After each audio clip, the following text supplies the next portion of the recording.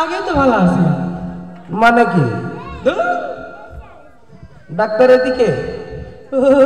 আসসালামু আলাইকুম। ওয়ালাইকুম আসসালাম। বইয়া বলেন, সমস্যা কি কইলা কোন?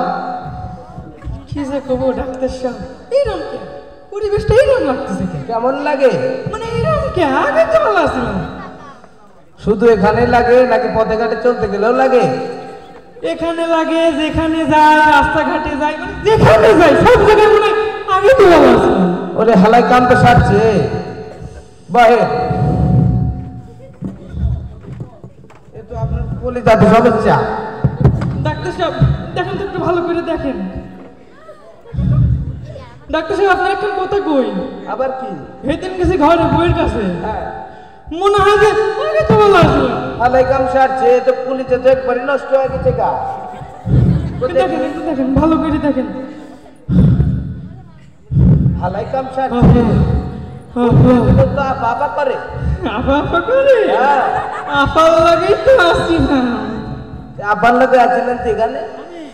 এদিকে তো যাইবার চাইছিলাম, যে ফাঁকা দিয়া যাইবার কইছে, অর্ধেক যায় আটকে গেছি, পরে আবার ব্যাকে দিছে।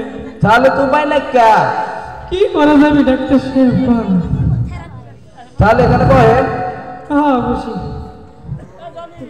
চিন্তা নাই কা, আমি একটা ইনস্ট্যান্ট থেরাপি চালু করছি। মানে ডাক্তার সাহেব আমার কোনো কিছুই ভালো লাগতেছে না, খালি মনে হয় আগে তো ভালো আছে। মানে দেখেন তো, একটা থেরাপি দিবেন তো? সমস্যা নেই, দেন থেরাপি দেন, ভালো হবে তো?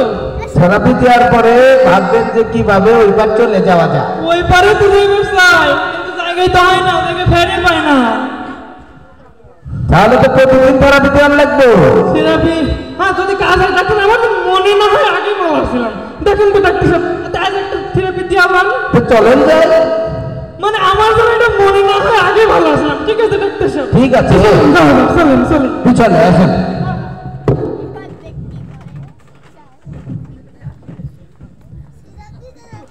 মনে হয় আগে ভালো আসলাম। কি ডাক্তার সাহেব, এটা ডিম ডিম খাওয়াবেন নাকি? না না